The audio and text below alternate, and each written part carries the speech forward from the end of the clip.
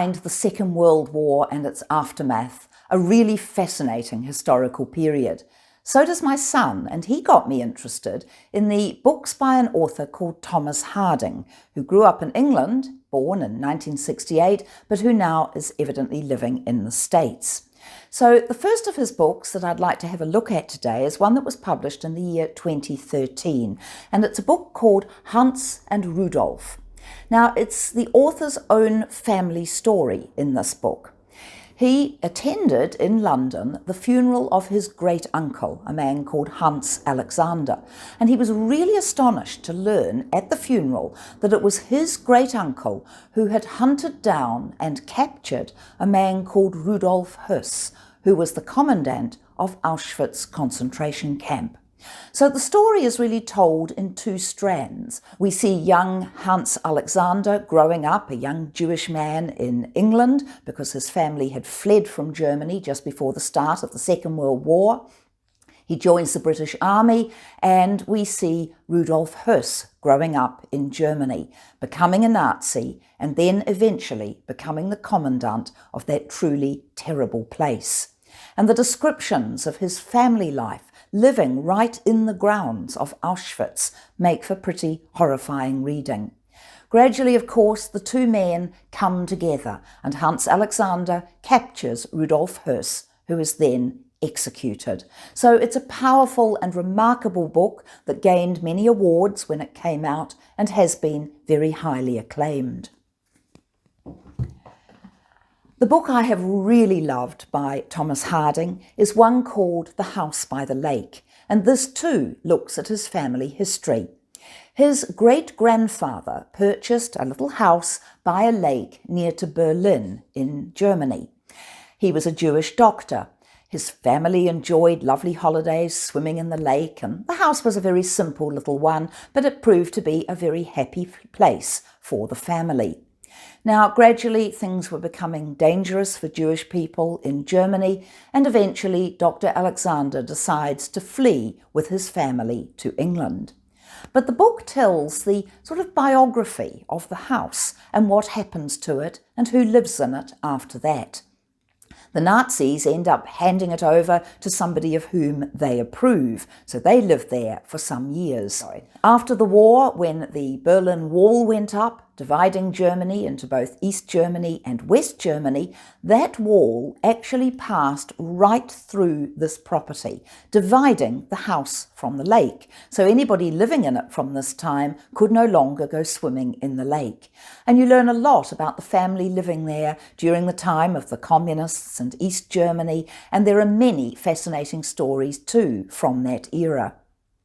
As time went on, the house was lived in by hippies. Eventually, of course, the wall came down. It was possible once again to go and swim in the lake, but the house was by this time coming into a very bad state of repair.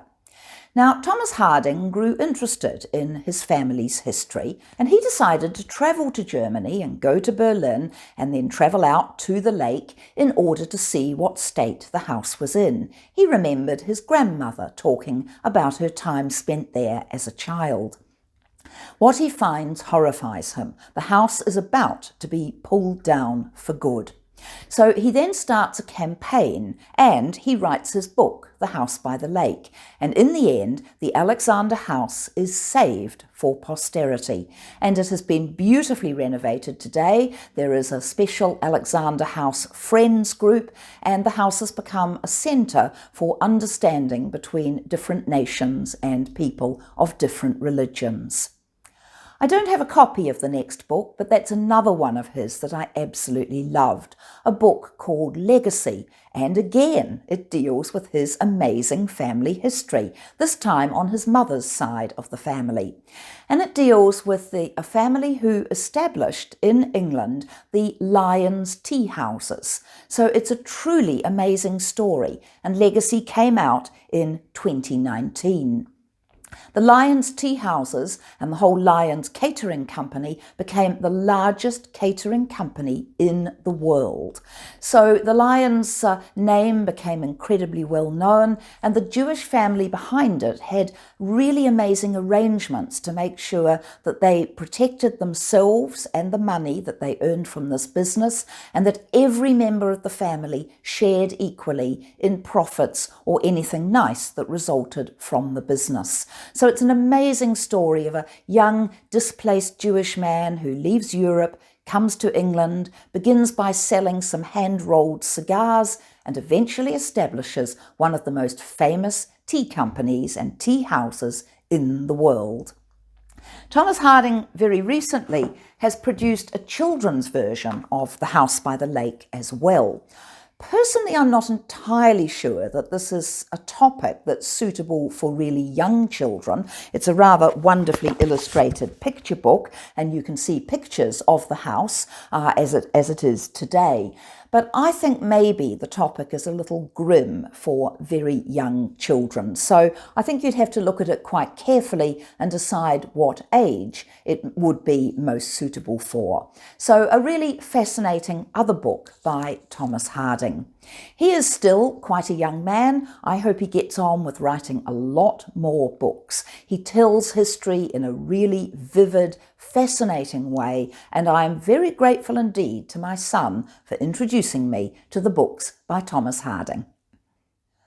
If you've enjoyed hearing about this very interesting and I think very exciting historian, do like what you have just seen on YouTube and consider subscribing to my YouTube channel. I've got lots more amazing stories to tell you about authors whose books I love. So please subscribe, and there will be plenty more to come.